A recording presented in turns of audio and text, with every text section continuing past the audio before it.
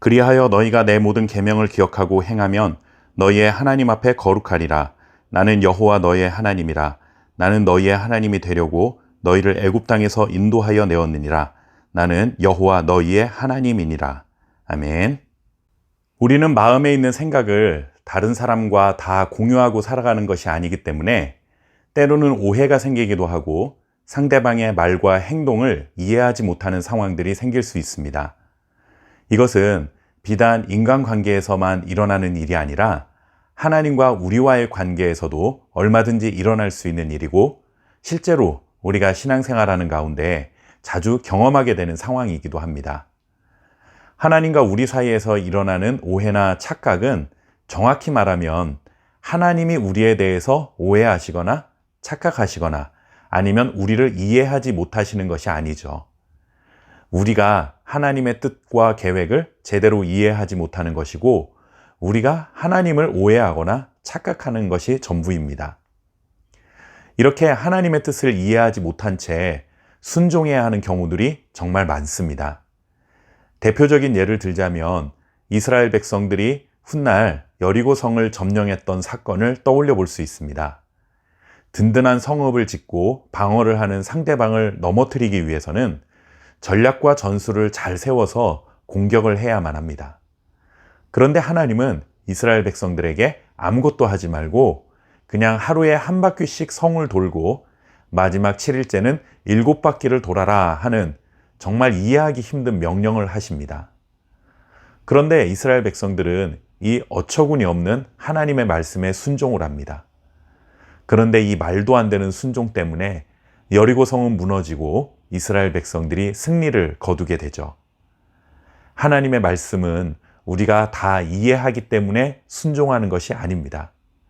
아, 하나님께서 이런 목적이 있어서 우리에게 이런 일을 시키시는 거구나 하고 납득이 되어서 순종하는 것이 아닙니다.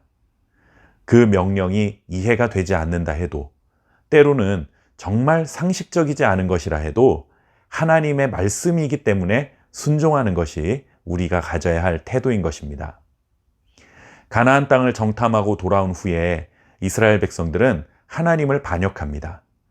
가라 하실 때는 두려워서 못 가고 가지 말라 하시니 가서 싸우겠다고 덤볐다가 연달아 실패를 경험하게 되죠.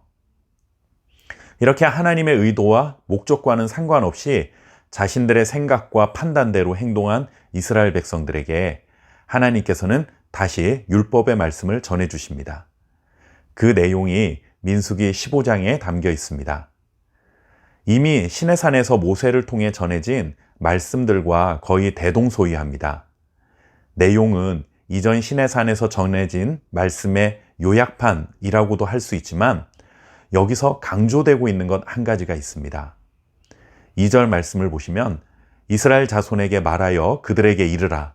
너희는 내가 주어 살게 할 땅에 들어가서, 즉 가나안 땅에 들어가면 이런 것들을 지켜야 한다라고 말씀하고 계십니다.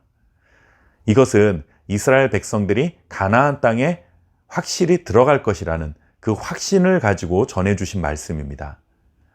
연속되는 이스라엘의 반역 때문에 가나안 땅에 들어가 차지하게 될 것이라는 약속이 취소되지 않는다라는 것을 하나님께서 알려주고 계신 것이죠.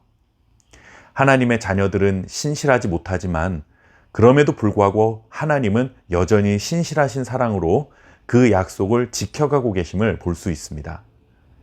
하나님께서 이스라엘의 하나님이 되시기 위해 애굽 땅에서 그들을 인도해 내셨기 때문에 그 목적을 이루시기까지는 어떤 이유로도 하나님의 일하심을 가로막을 수 없고 하나님의 계획을 취소시킬 수 없다는 사실을 분명히 밝혀주고 계신 것입니다.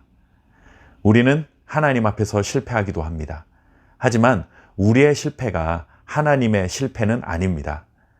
우리의 실패를 통해서도 하나님은 하나님의 약속을 신실하게 이루어 가시는 분이십니다. 그런 하나님의 뜻과 계획이 우리에게 보이지 않을 수도 있고 때로는 다 이해되지 않을 수도 있습니다. 그러나 나보다 더 높고 더 깊은 뜻을 가지고 신실하게 하나님의 뜻을 이루어 가시는 그 하나님을 신뢰하며 살아갈 수 있는 저와 여러분 될 수 있기를 바랍니다. 감사합니다.